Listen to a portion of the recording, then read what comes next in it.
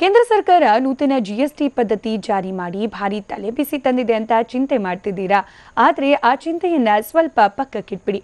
ಯಾಕಂದ್ರೆ ಜಿಎಸ್ಟಿಯಿಂದ ತಪ್ಪಿಸಿಕೊಳ್ಳೋಕೆ ಚಿಕ್ಕ ಸಲಹೆಗಳು ಇಲ್ಲಿವೆ. ಜಿಎಸ್ಟಿಯಿಂದ ತಪ್ಪಿಸಿಕೊಳ್ಳೋಕೆ ಅಥವಾ ಅದರಿಂದ ಕೊಂಚ ಹೊರೆಯನ್ನು ತಗ್ಗಿಸಿಕೊಳ್ಳೋಕೆ ಇಲ್ಲಿ ಕೆಲವೊಂದು ಚಿಕ್ಕ ಸಲಹೆಗಳು ನಿಮಗಾಗಿ ಇದೆ. ಮನೆಯಿಂದ ಎಲ್ಲಿಗಾದ್ರೂ ಹೊರಗಡೆ ಹೋಗೋದಾದ್ರೆ ಒಂದು ಬಾಟಲ್ನಲ್ಲಿ ನೀರನ್ನ ಮನೆಯಿಂದಲೇ ತೆಗೆದುಕೊಂಡು ಹೋದ್ರೆ ಉತ್ತಮವಾಗುತ್ತೆ. ಆ ಮೂಲಕ ಆಚೆಯಿಂದ ನೀರನ್ನ ಕೊಂಡ್ಕೊಳ್ಳೋದು, ಆ ಮೂಲಕ ಜಿಎಸ್ಟಿ ಭರಿಸೋದು ತಪ್ಪುತ್ತೆ.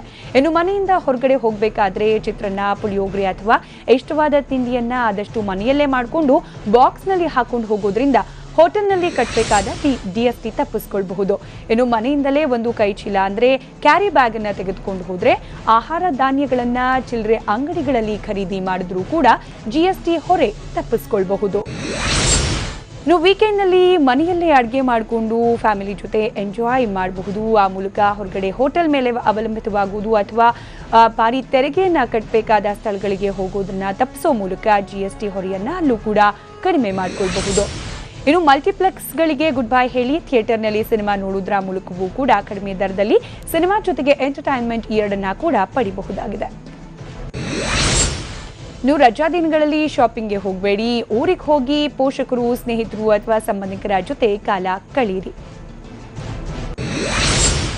ಇನ್ನು ಕೆಲಸ ಮುಗಿದ ನಂತರ ಹೋಟೆಲ್ನಲ್ಲಿ ಟೀ ಅಥವಾ ಕಾಫಿ ಕುಡಿಬೇಡಿ. ಮನೆಗೆ ಹೋಗಿ ಬ್ಲ್ಯಾಕ್ ಟೀ ಹಾಗೆ ಕಾಫಿ ಕುಡೀರಿ. ಪ್ರವಾಸಕ್ಕೆ ಹೋದಾಗ ನಿಮ್ಮ ಸ್ನೇಹಿತ ಅಥವಾ ಸಂಬಂಧಿಕರ ಮನೆಯಲ್ಲಿ ಉಳಿದುಕೊಳ್ಳುವುದು ಬೆಟರ್ ಆಪ್ಷನ್. ಆ ಮೂಲಕ ಬೋರ್ಡಿಂಗ್, ಲಾಡ್ಜಿಂಗ್ ಏನಿಗೆ ಜಿಎಸ್ಟಿಯನ್ನ ಹೆಚ್ಚಿಸಲಾಗಿದೆ, ಆ ಮೂಲಕ ಹೊರೆಯನ್ನ ಕೂಡ ನಾವು ತಪ್ಪಿಸಿಕೊಳ್ಳಬಹುದಾಗಿದೆ. ಸಾಧ್ಯವಾದಷ್ಟು ಐಷಾರಾಮಿ ಜೀವನಕ್ಕೆ ಬ್ರೇಕ್ ಕೊಟ್ಟರೆ ಜಿಎಸ್ಟಿ ಎಫೆಕ್ಟ್ನಿಂದ ಪಾರಾಗಬಹುದು.